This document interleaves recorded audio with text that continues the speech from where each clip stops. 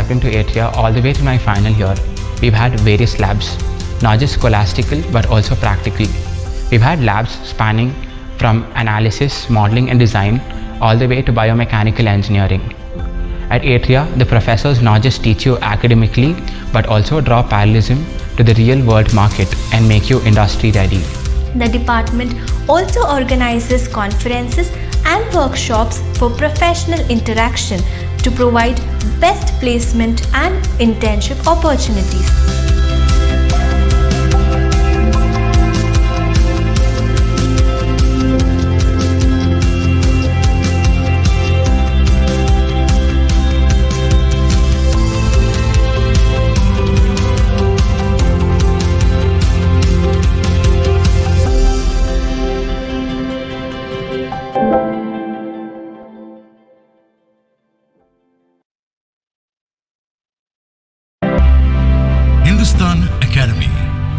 Located in the midst of all IT activities at Marathahalli, Bengaluru, was founded in the year 1983 by Dr. K.C. Samuel. His passion for aviation and teaching made him start the first private flying school in India and set up the Aircraft Engineering Center, specializing in aviation electronics or avionics as per ICAO standards. In the past 3 decades since its inception, the Academy has pushed all boundaries to achieve academic excellence and become a one-stop destination for all careers related to the field of aviation, engineering, and management. We welcome you to become a part of a 36-year legacy and fly high with careers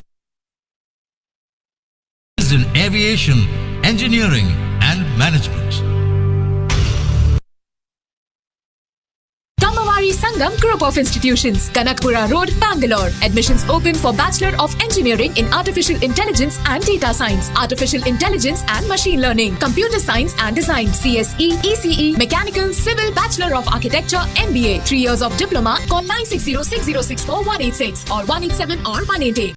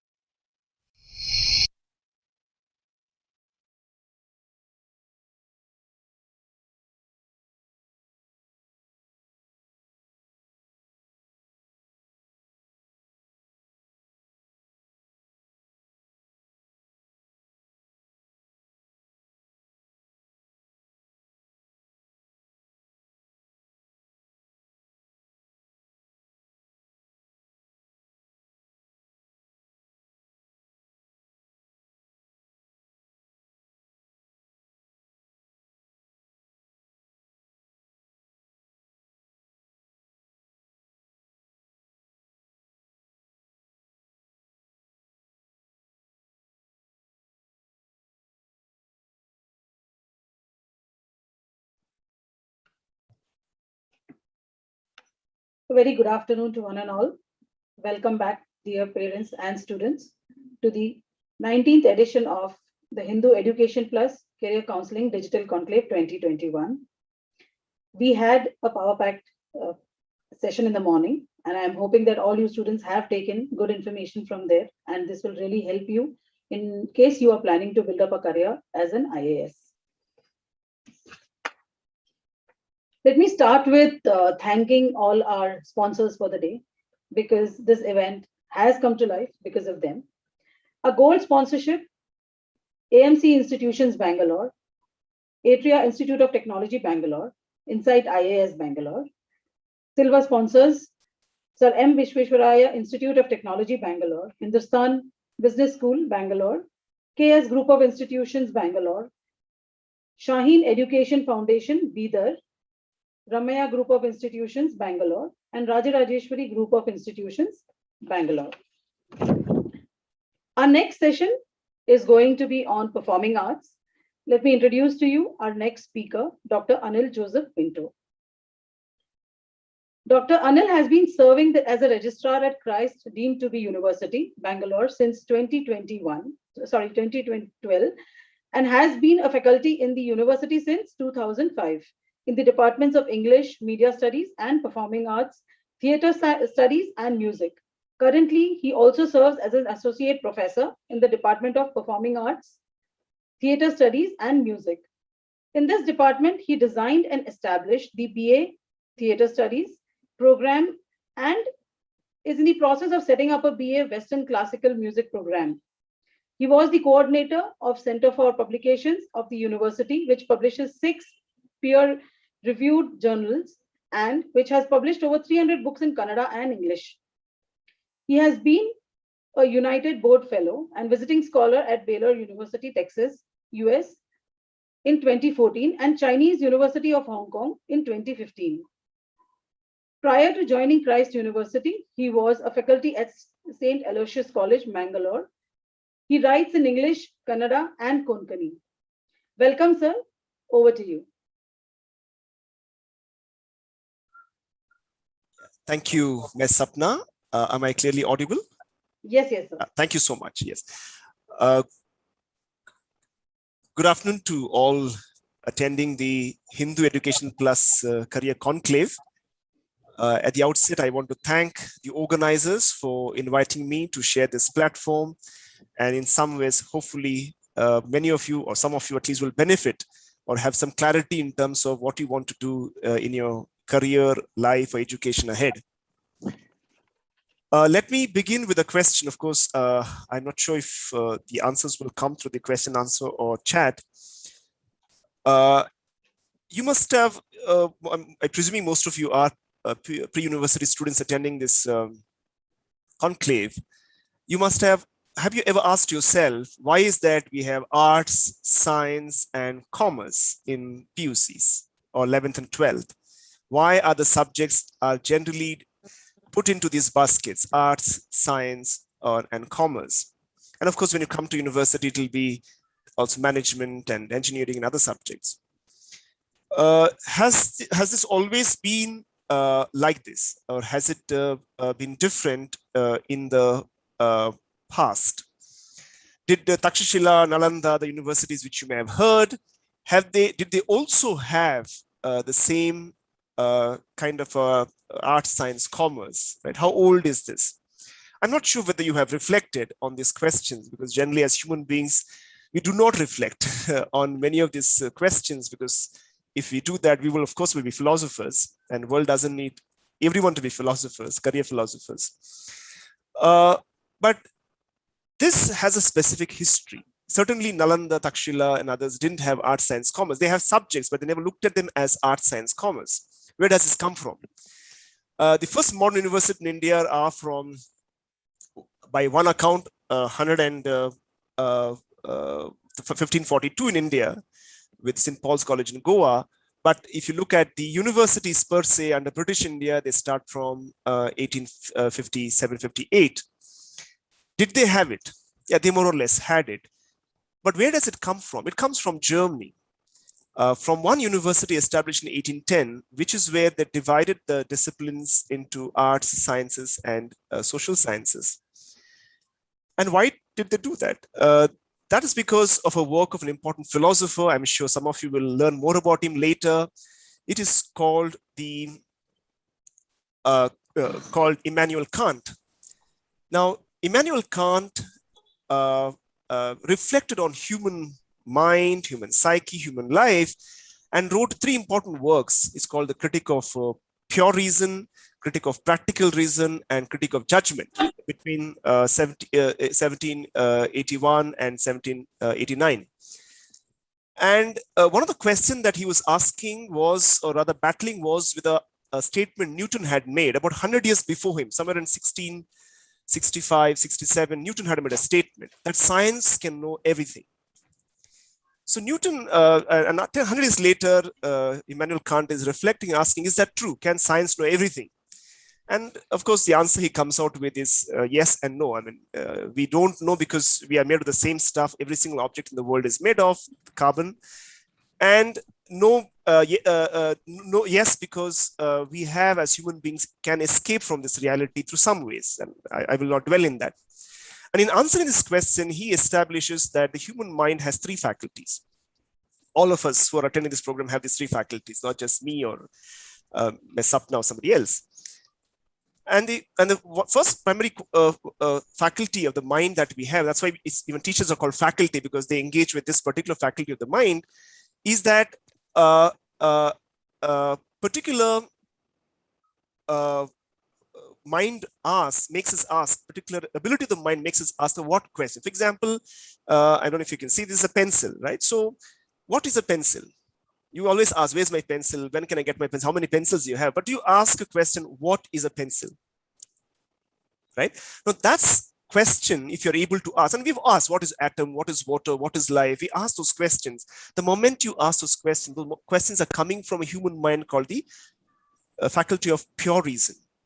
And then we have the faculty of practical reason. For example, I'm sure all of you are here, at least most of you here, asking this question, how should I shape my life? What kind of career I should choose? That question and that interest in you comes because you have a mental faculty of practical reason. That is why governments do budget.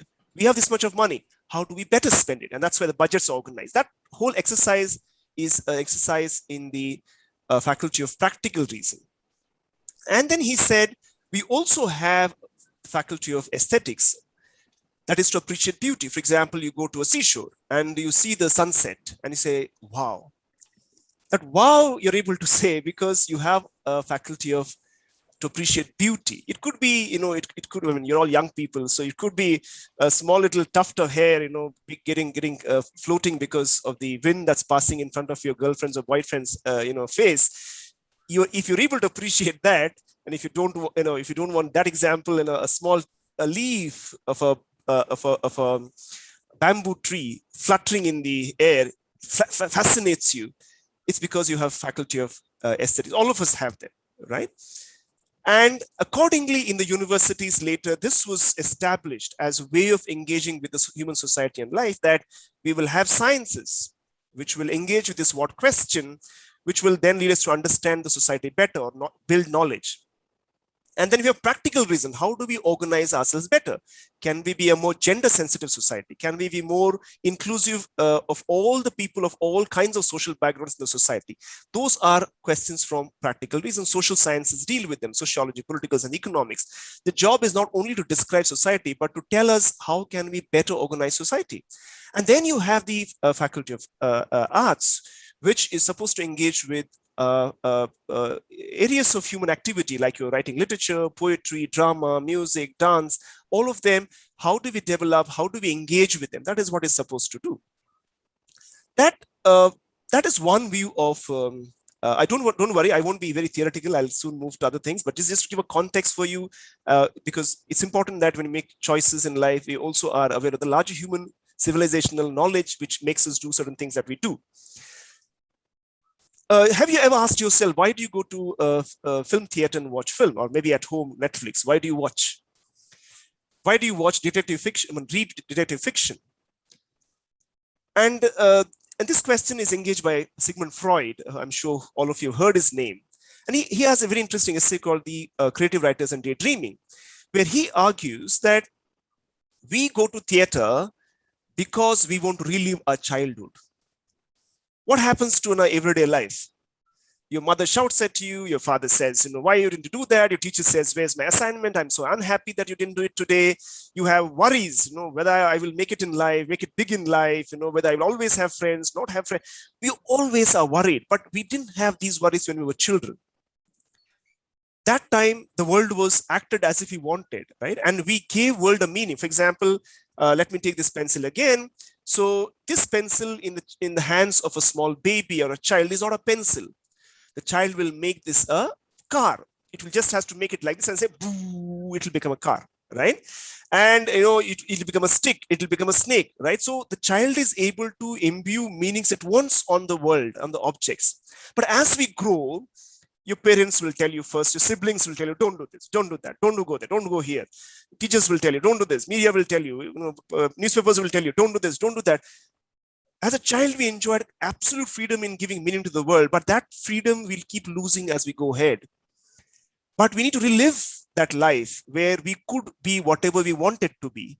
And that we realize when we go to film, we identify with the hero, with the heroine, with the other actors, right? Psychologically. And we get the momentary satisfaction of being the superheroes in that 2.5 minutes or 1.5 hour film show. Same thing with dance. We go and say, okay, we become part of the dancer. We become the dancer in our head. And that allows us to relive our childhood. In some sense, it makes us sane. It keeps the society sane. And that's why we need, according to Freud, arts. And that's why you must have realized that the drama is called a play. Because it's the same thing as we are playing as children. We give meanings to things. When you see when you see a king on the stage, he's not a king. She's not a queen, right? But we grant them that freedom to say they are the queen and queen for time being, right? How does it happen? That's the way we participate in that. Why is, I'm not sure if Hindu Career Conclave in the past had a session for performing arts. I presume no. I do not know data, but I'm assuming no, for the simple reason that it is only now that much larger youngsters in the society are thinking about music, theater, dance as careers. If you look at much of the Bollywood industry or most of the people we know around, they didn't necessarily have a formal training. Not all of them. Some of them had, like Nasuddin Shah went to Film Institute of Pune. He went to Shabnazni, also went to National School of Drama. So there was some schools, right? But universities didn't have these courses. You went to institutes. You didn't get a degree. You got a diploma. But why is that all of you are interested? Why is that we're discussing about careers? Why are the universities? In fact, if you see in India, as far as I know, there are only 3 universities offering undergrad course in theater. I know only, as far as my knowledge goes, there are only 2 institutions offering Western classical music as an undergrad program in this country. Of course, Indian classical music and dance, there are a few more offering that. Now that tells you, despite having such one of the most booming and most diverse cultural and performative traditions in this country, how is it universities have such small numbers of programs? That's because the country did not have enough money.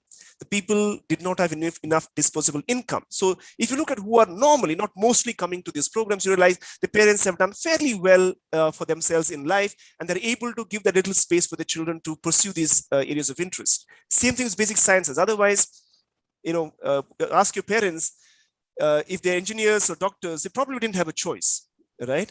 They said, okay, you're good in studies, go for engineering, go for medicine, right? But now they're saying, okay, go to physics, go to chemistry, go to mathematics, go to music, go to dance, go to theater. That's because they have little more disposable income to allow you that little bit of freedom, saying that, yes, we can take care of ourselves. You can try and see what you can do in your life. And every society goes to this phase. Look at India's past. Look at the greatest novel writers, musicians. They come from some of the richest kings' courts. It could be Akbar, it could be Krishnadevaraya. Unless the kings were very rich and very wealthy, you also see that there is no great, aesthetic activity in the court, formal activity in that kingdom. So there is certainly linked. And India, as it becomes more prosperous now, and it's going to be more and more prosperous. I'm sure many of you know that the economic center is moving from Europe, America and US to Asia and that shift is inevitable. Nobody can stop that. That's the way the world economy works. And as that happens, more and more people in India will become richer. They will have more disposable income, and hence more space, encouragement, and money for aesthetics. So that's just to tell you as to why, if you consider a career, this may be one of the right times. You can certainly make the choice. So what do society needs to be happy to produce arts, right? If you look at folk forms, when do the folk dances take place? It's always after the harvest festival, where they have money they have made the harvest, they can sell, and now they can make it things happy for themselves. So that is where this human social happiness is extremely important for preservation and promotion of arts in the society. And it's also, of course, you must realize that most of your parents perhaps had a career in a single organization. If not your parents, your grandparents certainly had a career if they were working in a formal sector, lifelong one company. None of you will have a single career in a single organization. Mostly not. 90% of you won't have it unless you become teachers. That's possible. But if you're not teachers, you can more or less assume that you probably won't be working in a single organization.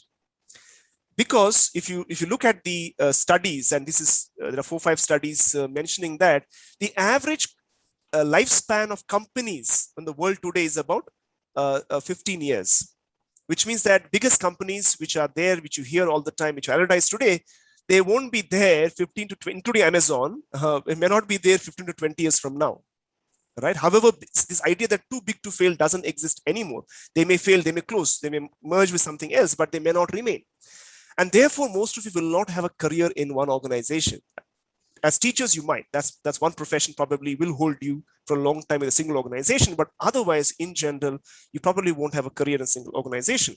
And that opens up for multiple, lifelong learning for all of you.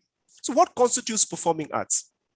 Certainly, the major parts are your dance, music, Indian, Western, various instruments, and of course your theater. Theater is many times called a combination of all arts, because if you're a theater person, there's music, there's dance, there's makeup, there's lighting, there's digital technology, there's so many things embedded into a single. Of course, it's also happening to other art forms as they go to digital platform, but this is broader section. There's also division between performing arts and the fine arts. Traditionally, drawing, painting, craft, these are called as fine arts, right? So, so there's a performing arts where you perform in front of an audience, which could be this internet, and of course you have the fine arts, of course, which you do in a private, and then you share with the larger audience later. Now, big question is, should you go take an undergrad program in dance, music, and theater? Should we do that choice? As I said, you don't have too many choices in this country. Only a few institutions have this. I just said, as far as my knowledge goes, only 2 Western classical music, theater, only 3 undergrad degrees. I'm not saying that there are no institutions. There's National School of Drama. I'm not considering as a university. It's not undergrad program. It's a diploma program that you attend to. Those exist, but I'm saying in universities, whether you have a choice.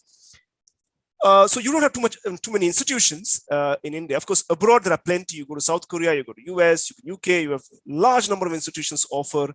Of course, they won't offer any classical music for you, but certainly Western classical music, dance, other forms will be offered to you.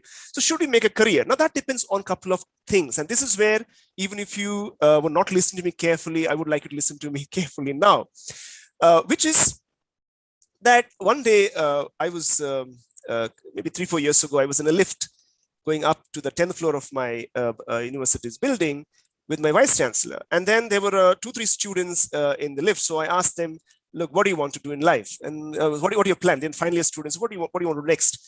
And they all said, we don't know. So I said, I'm primarily from literature. So I said, do literature, because I was passionate about that. I said, please do literature. If you don't know anything what to do in life, do literature. You can, because literature can be applied to many things. You can be a journalist, you can be a writer, you can do many things. And then my vice chancellor immediately corrected me, and he said, don't listen to him. You do what you think you want to do in life.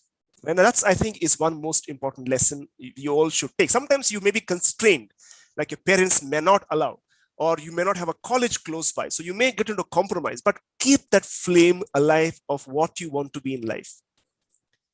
You can probably move to that flame when you're 40, maybe 50, maybe 60, maybe 90. We don't know, right?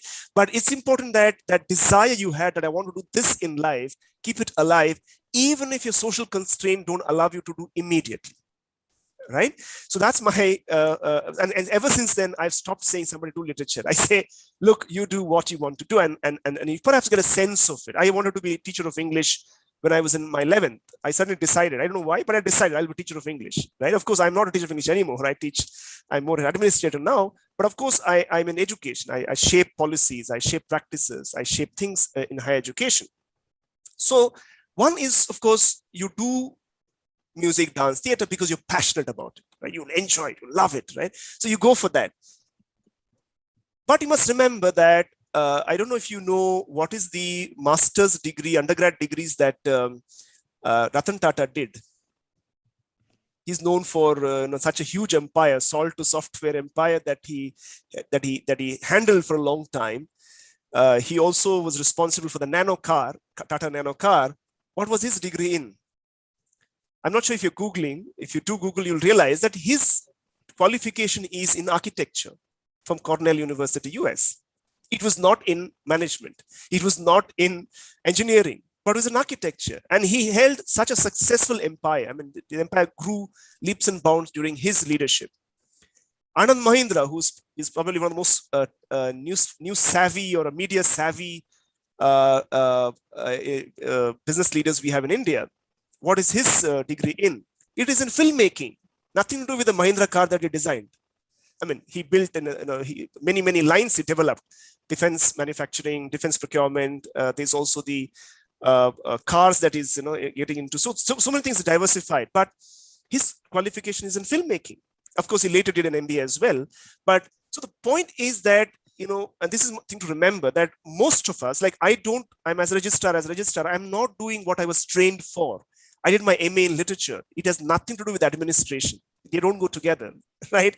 It doesn't even help me to write because the writing as a bureaucrat is very different from writing what I taught in the literature class, right? It maybe allows me to creativity, but this is remember that most of you, I mean, when I say most of you, I'm saying more than 90% of you will not have a lifelong career in the undergrad program in which you were trained and the master program that you were trained in. That you can be very sure.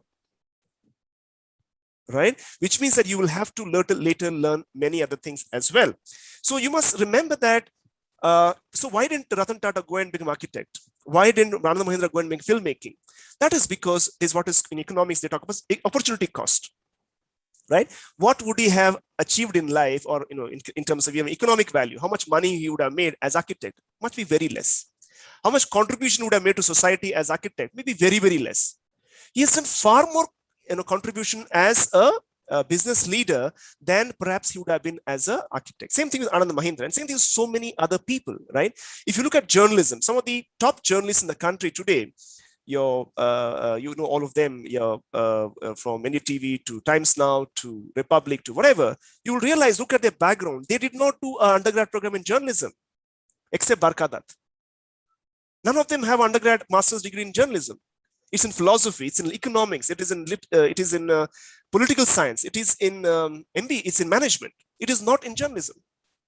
Because pure journalism doesn't give you the skill sets required to be an ace journalist, to understand social issues. So this is what is called opportunity cost. So if he did that, he would not have had major greater contribution. So it does not mean that just because you're passionate about something, music, dance, whatever, is that you should make a career in that. But it is important that you keep a lifelong relationship with that art form. That is extremely important. Society needs it. You need it, right? It may be in private, it may be in public, but you need to keep a lifelong engagement with that art form that creates that interest in you, or whatever you got trained, right? Many times it's very sad when I notice that this happens to even in my institution. I find that a lot of my colleagues, as children, they were all trained in Bharatanatyam. But once they got married, got a profession, they've completely kept that somewhere else. No, that's not good.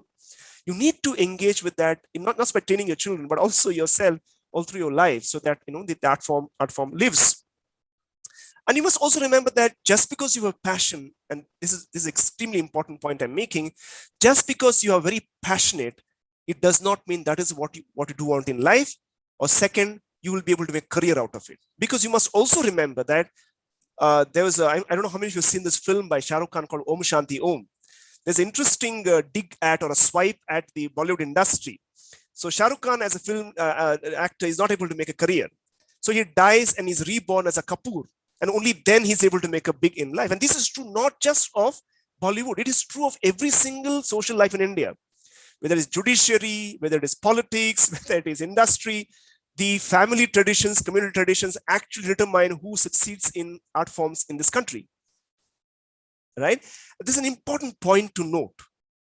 Right? That it's just because, and sometimes people move to that area. For example, in India, if you want to be an entrepreneur, a big entrepreneur, people move to Bangalore. Why? There is a social ambience that enables that. Right? Even if you have billions of dollars, you still won't go to some other state which doesn't have that climate, city that doesn't have that climate. Why so many startups in California, Bay Area, right? Because that has a social ambience. So it is not, just because you're passionate, just because you have money, just because your parents support, you may not be able to make it big. You need the social ambience, the community ambience to make that thing happen for you. The social backgrounds that you come from or you go to play an important role in who you become later in life. I'm not saying that this is true of all, but at least majority this would be true. But of course, there are always outliers who break every social rule and social norm that has been in the past, and that is true.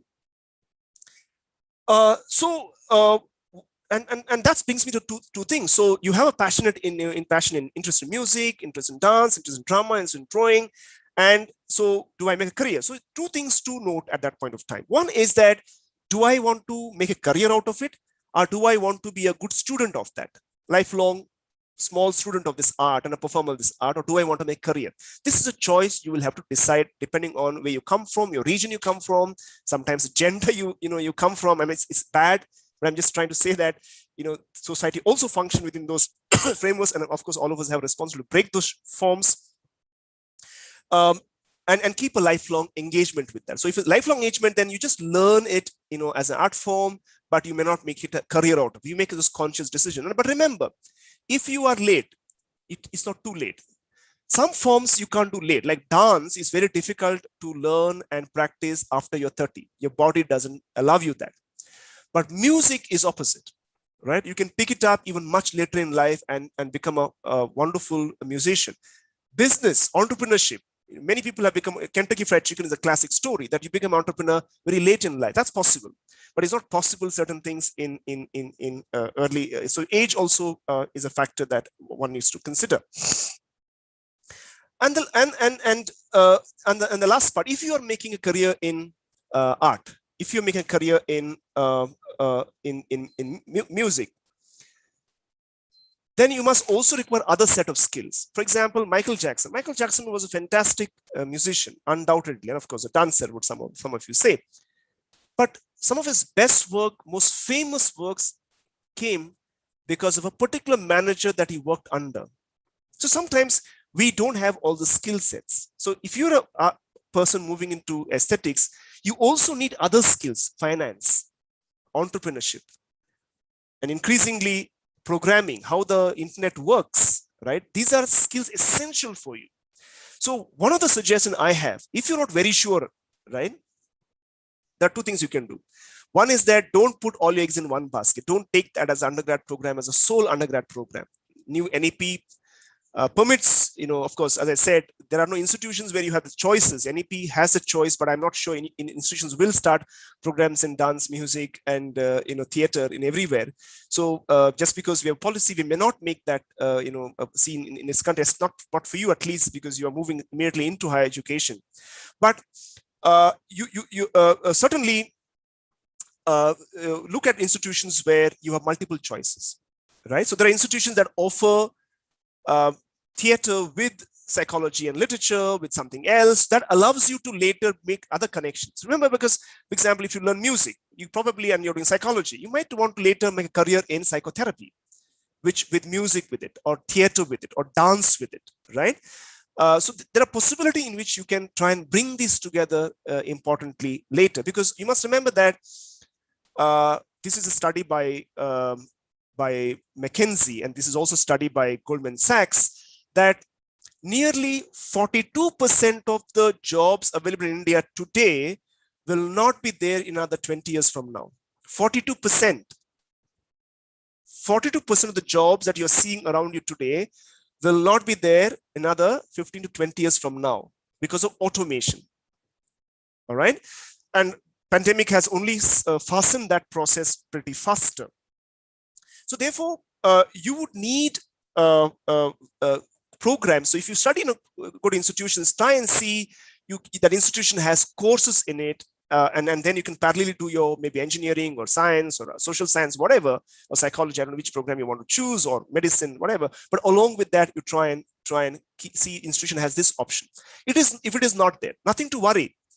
Today, because of pandemic, you can see suddenly music is taught online. Even those very, very traditional Indian classical musicians who would never ever think about and say that you have to teach in person because of coronavirus, which affects both of them, they are now ready to teach online. And you get such fantastic teachers now online, teaching yoga, teaching music, so many things. So this is not a constraint. And that brings me to the most important point.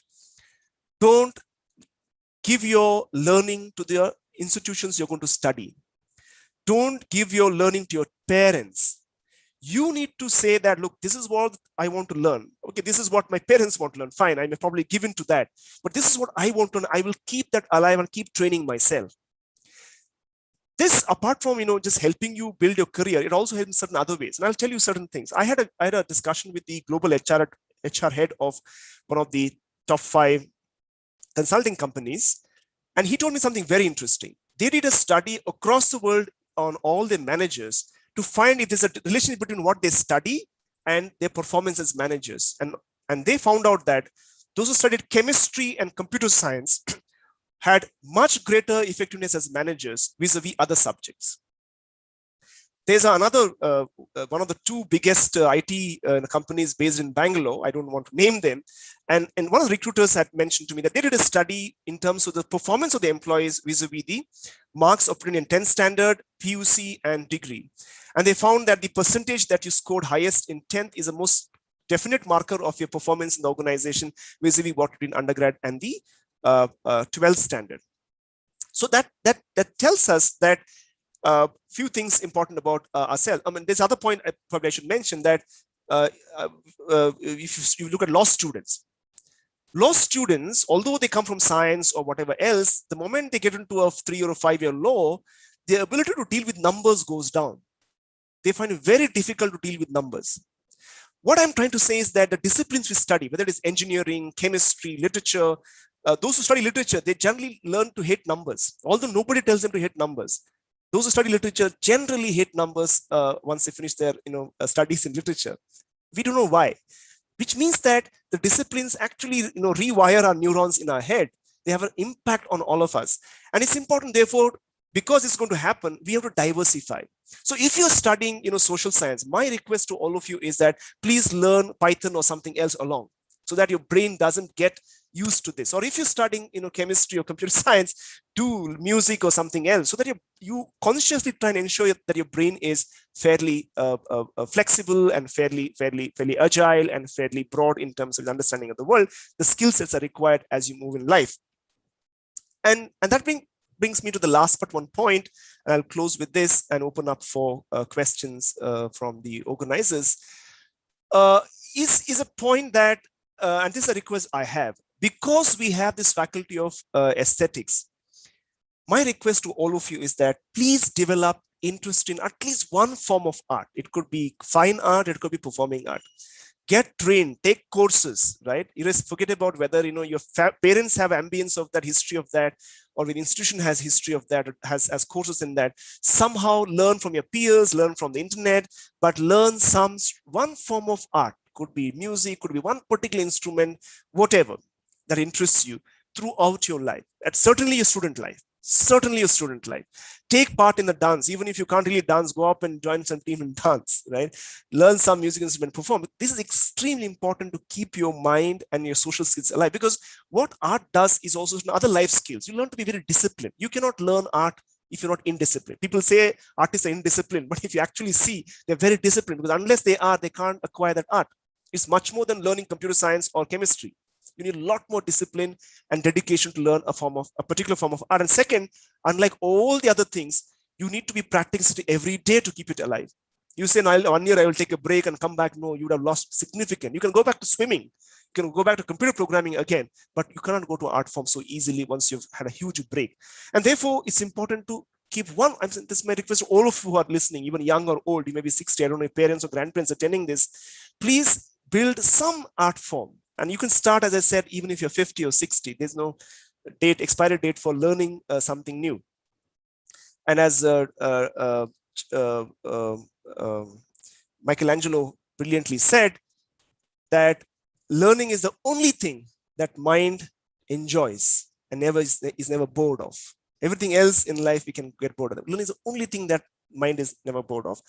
And last one, I will close with this, which is that if you are, I mean, don't do this now, but after the program, please go to YouTube, and there's a lovely song called Que Sera Sera. Play that, right? And whenever you are not, whenever you are worried, like my friend went into IIT, I didn't go to IIT, my friend into, Harvard, I didn't go to Harvard, all that, you come, your parents saying, you do this, you do this, you play this song, and the song will tell you that it's okay, right? It's okay if you didn't go to IIT, it's okay if you didn't go to Harvard, if it's okay you didn't make it to the institution you wanted to make. Life is much bigger than that, right? And there's always a starting point for life. It could be 60, it could be 40, it could be 50, whatever, right? But there's always a new starting point for life. So don't be disappointed. And sometimes this could be divine blessings that you didn't do that, divine blessings. So we had a program linked to literature and the media. And many students used to join that thinking they'll make a career in media. And we introduced compulsory internship, right, in media. And then most of those who went to media, they realized that's not their calling. They thought throughout like they were passionate about it. But once they did internship, they realized that, no, this is not what I imagine media is. I don't want to make a career in media. Similarly, we had one chartered accountant. The person went to a kindergarten to internship and realized the calling is to be kindergarten teacher. MA English student realized that the call is to be, is a kindergarten teacher. And that's a great thing, right? So these are the, so if something doesn't work out, don't worry, it may be a blessing, right? But keep the flame alive, keep the dream alive, right? And let life experience teach you whether you are right or wrong. If it's wrong, it's fine. You learn something wonderful in the life, right? So life is beyond our work, beyond our career, beyond our education, beyond our parents, beyond our institutions we study in, beyond everything else, there's a life as well. And at least to that life, we should remain optimistic and hopeful. With that, I thank the Hindu for this platform opportunity. I hope this is useful. If you didn't understand what I said, it's perfectly fine. Keep munching it like a camel or a cows. They eat fast and then they much later munch it out. They bring it out and munch it. So munch it, and I'm sure much later in life you will understand some of these things. Because if you notice scientists, most of their great work comes out in the 20s. Whereas social scientists, artists, their most brilliant work doesn't come in the 20s. It comes in their 50s. You look at some of the greatest works that have changed this world. They were written in their 50s because life requires maturity. Innovation requires youthfulness, but civilizational work requires reflections and time. So there's a time for everything. And including this. With that, thank you very much, and thanks for your patient listening. Thank you so much, sir. That was such an interesting session, and so many takeaways that you have actually given today during this session. I think the best one that I would, as you said, age is no barrier. So I would at this point take away with me is to stay optimistic at all times. And it's never late to learn anything. Right. So very, very rightly said. So for all the parents and the students who are attending this session today, as sir said, please do something that you really like to do. That's something you enjoy doing, and be optimistic, be positive about it. I mean, it's okay. It's fine. I mean, if there's something which please don't compare yourself. It's okay if someone else has done something else. I mean, you may be good at something else, right? So, and yes, you should have a passion. You should have some form of art that you are linked with. It gives you a lot of positivity in life. It gives you a purpose. It makes you happy. right? So thank you, sir. Thank you so much. Before getting into the Q&A, I would just like to say a thank you to the audience for having logged in and attended so patiently. I'm sure this session would have been very, very interesting and motivational for everyone, and they have taken good pointers from this session. The parents and students, if you have any questions pertaining to performing arts, please do put them right now, because next few minutes we will be taking our question answer session. To start with, sir, we have Shresh Sudesh, who has put up a question saying, science is always meant to be given more value than arts. So people perceive that arts is very easy and anyone can do it. And hence somebody who's doing arts is compared always saying that, it was very easy, right? Anyone can do it kinds. So why is this taboo still there in the society? I think it is to do with the history of India in some sense. That sciences, unlike social sciences, you see the impact, you experiment, you see it immediately. And in India, society generally valued, no, it's not today's thing making, it's been there for the last 100 plus years, that the sciences, even if you look at the PhD, the first PhDs were not awarded in social science, they were awarded in chemistry and some of the sciences. So India for a long time has had this fascination with the science as the, and science also has like Nobel Prizes and all that, mostly for sciences, also has art, but mostly sciences. So there's a general way in which society has organized itself, including capital. Money flows more in terms of sciences and innovations. So society has a fascination, that's why it values it more, but does not mean that it values it less. There's other problem, which is a problem of, see, much of the social science we study in India, the theories come from the West. So there's always a disconnect between what we study and what we see around and its application to us. But this is not the case with science, right? Whether it is Bangalore, whether it is New York, it's water is whatever compound it is, right? Oxygen is, oxygen. So there is no change in the, in science. It does change. That's what your quantum physics is all about. That once you move the, move it into another sphere, the science changes. The laws of the Newtonian physics don't hold good in the quantum physics. But the point is that, there's a general applicability across human reality, human experience, which is not the case with the social sciences, right? In humanities, that the societies, their outlook, they are different. And therefore, practices are different, and therefore, people do see a gap. That does not mean that, and in fact, we need, right? How do you, in fact, entire budget is not prepared by scientists in India, right? Your defense strategies are not prepared by scientists in India.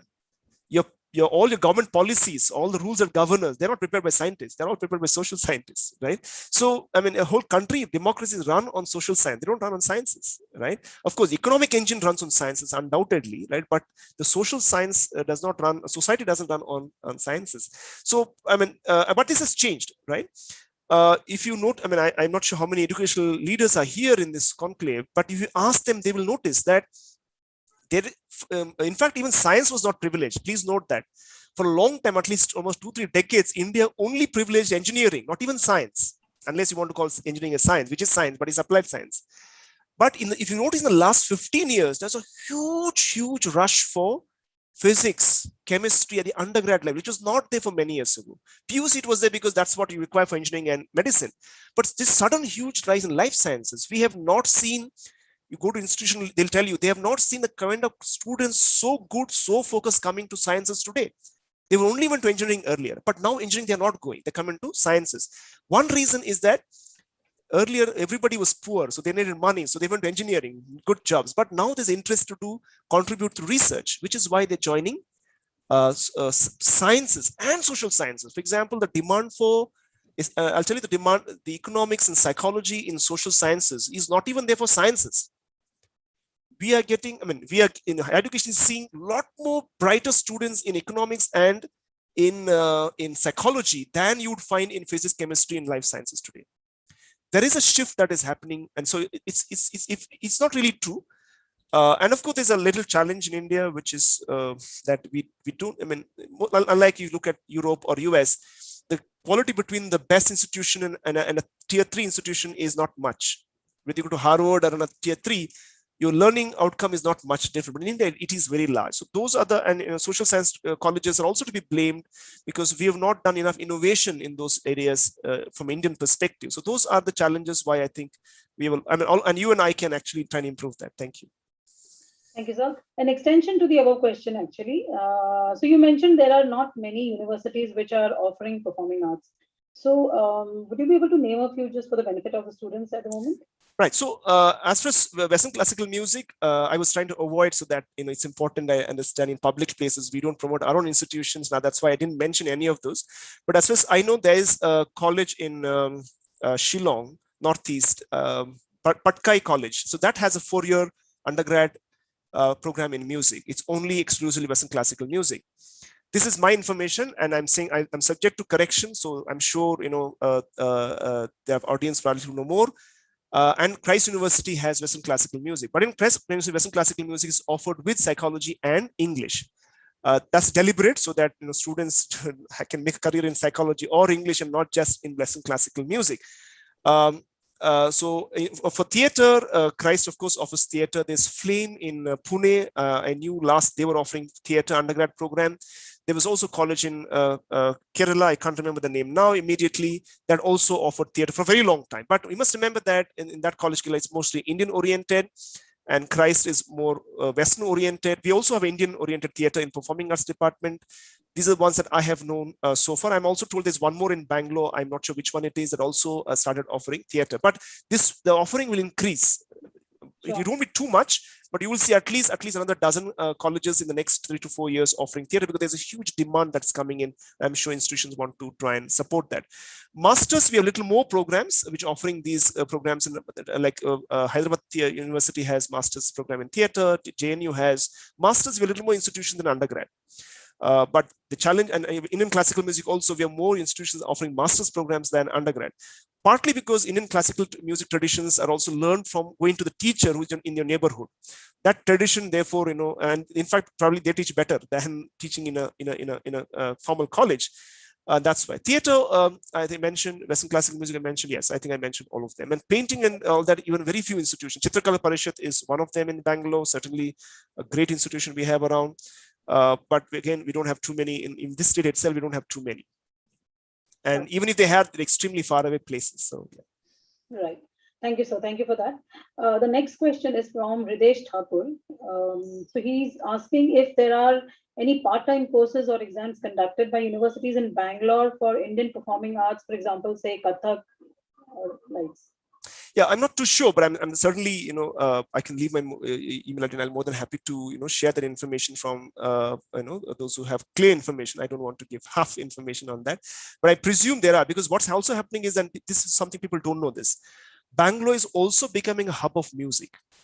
Lot of musicians from across the country, especially Western classical music and performing tradition, they're coming to Bangalore and settling down.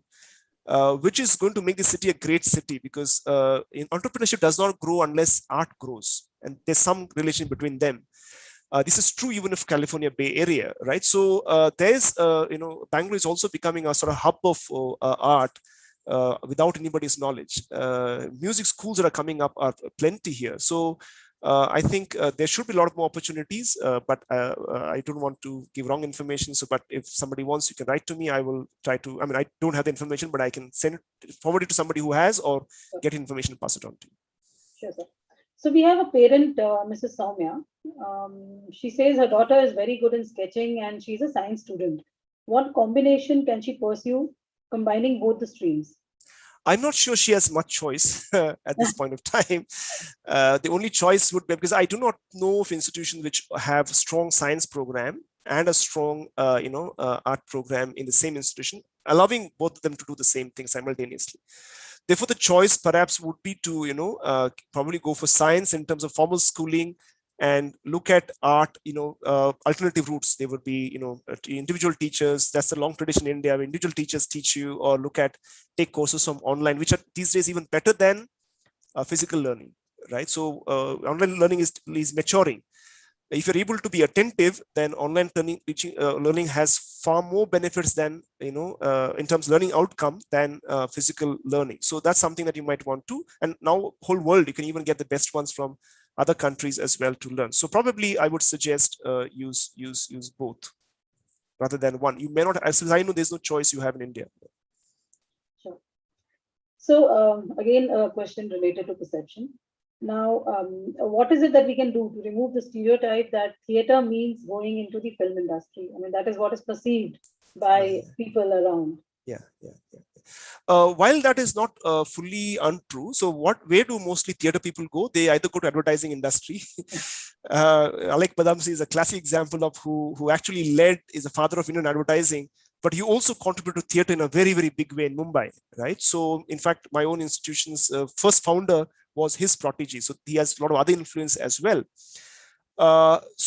Many times, those who went to theater like Nasiruddin Shah, Shabnaz Mi, they also did a formal course in NSD, National School of Drama, Delhi, and they later went on to Film Institute Pune and did acting school there, and then went into acting. But they've kept their performances alive. They even today perform almost free or for a very small amount, because you cannot make unfortunate in India, you cannot make a good career as a theater artist. It won't pay you well, right? It will not be allow you to probably have a middle class living, right? So most of the time what people do is they have a job that they require which will feed them, give them identity, teach them skills, and then their weekends they do this theater, right? So those are some of the possibilities that one perhaps has to explore in terms of while making those career choice decisions. Sure. So we have one participant who is a little confused and seeks clarification. At one point, it seems you said it's difficult to dance after 30. And on the other hand, you said there is no age limit for anything. So he or she is confused whether we should take performing arts as a career or not, or just pursue it as a hobby. Yeah, no, that's a choice you will have to make. So as I said, dance needs energy. So it doesn't mean if you cannot dance. I'm saying dance as a career to pick up later is very difficult for majority of the people. As I said, there are always a small group of people who will break every single social rule that we have known, right? Like, Ambedkar, I mean, he came from a very difficult background, but wrote the Constitution of India, right? So, I mean, those are huge outliers. So I'm saying there are people who are able to break those. So Shiv Nadar is a fascinating example of somebody who's completely from a background that doesn't come from, I mean, if you look at Tatas, Birlas, Mahindra, all of them, they come from business families, right? But Shiv Nadar does not come from. So there are people who have, I mean, in Karnataka itself, the stories of, rickshaw drivers' sons who have made, become billionaires in the software industry, right? So I'm saying there are those 10%, outliers who will break every prediction that you tell them.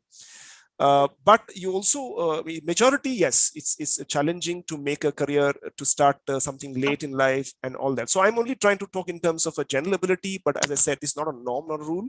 You may have to make the choice for yourself, but don't make it based on, you should not make some of this. I mean, you can, if you're making career choice thinking, look, I need money to live and therefore I will choose engineering, it's fine, right?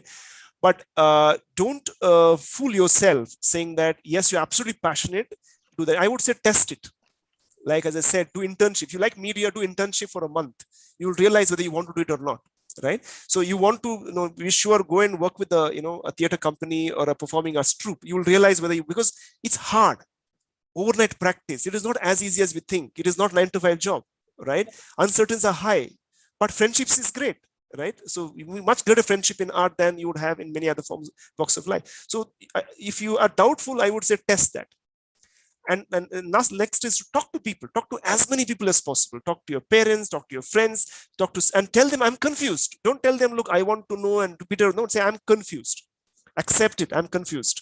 I need this. But then make your own decisions. Many times the decision is not ours, right? We all believe the decision is made by us. It is not true. Right? If you come from an area which doesn't have science college, only arts colleges, the decision is made for you. Your parents don't understand the value of arts and all that. Your decision is made for you. So, and plus your own abilities. You love science, but you're afraid of maths, right? So choice is already made for you.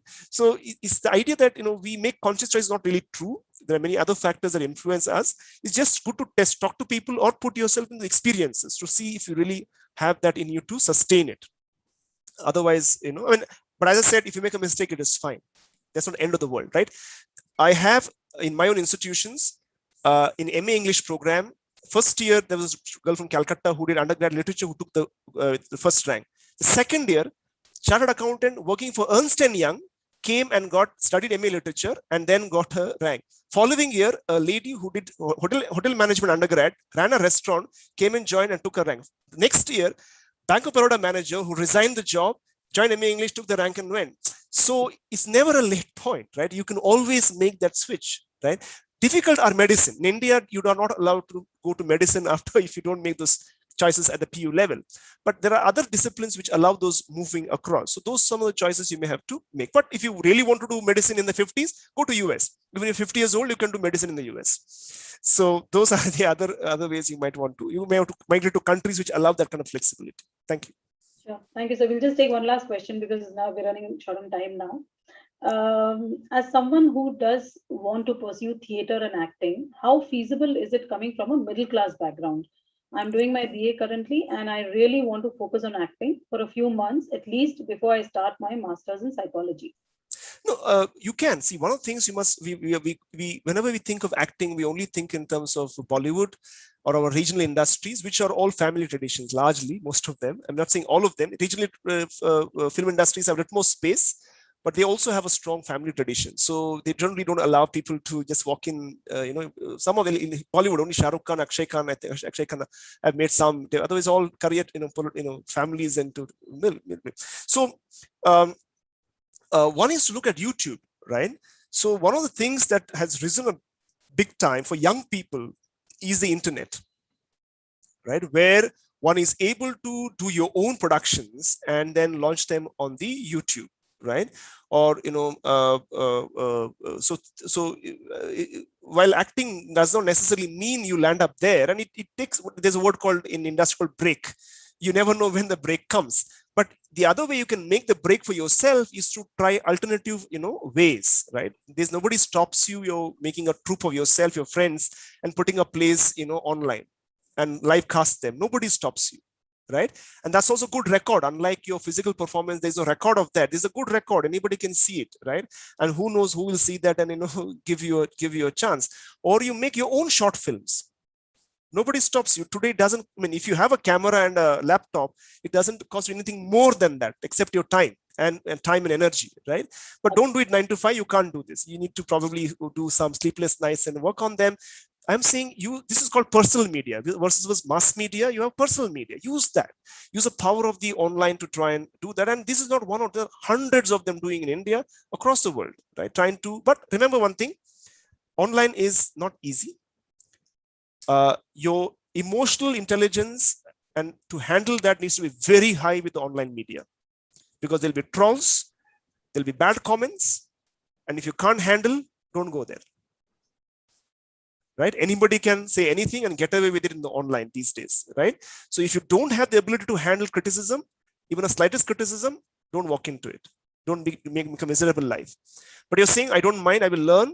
I will feel bad. It's okay. I will talk to my friends, talk to my family. I'll overcome that. Then I would say go online and start engaging with it. So that's an important skill we need to develop. Otherwise,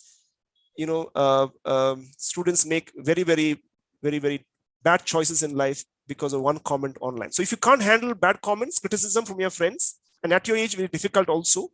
Remember this, the age is most difficult is between 16 and 19. That is the most vulnerable age for youngsters, most vulnerable. Once you cross that, you have a little more maturity because of the way brain grows. So you have a little better handle criticism. So if you can't, I would say hold on and wait for it to be 20 and 21, and then you start doing it online later. Thank you. Sure, thank you so much, sir. I'm sure all the questions have been answered so far, whatever students have asked. Before we wind up, I'd like to just call out to the sponsors once again. Our gold sponsors, AMC Institutions Bangalore, Atria Institute of Technology Bangalore, Insight IAS Bangalore. Our silver sponsors are Sir M. Vishwesvaraya Institute of Technology Bangalore, Hindustan Business School Bangalore, KS Group of Institutions Bangalore, Shaheen Institute Foundation, Bidar, Ramaya Group of Institutions Bangalore, and Rajarajeshwari Group of Institutions Bangalore. Thank you so much, sir, for all the information and details that you've given today. Our students will definitely benefit out of this.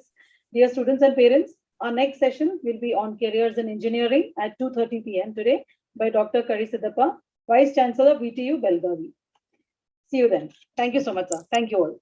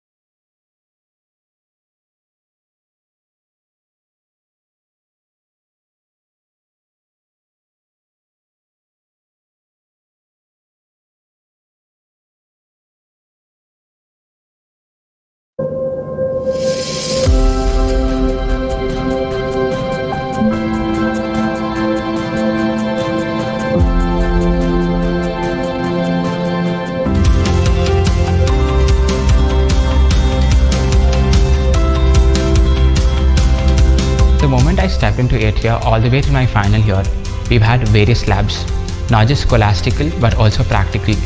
We've had labs spanning from analysis, modeling and design all the way to biomechanical engineering. At 8th year, the professors not just teach you academically but also draw parallelism to the real world market and make you industry ready. The department also organizes conferences and workshops for professional interaction to provide best placement and internship opportunities.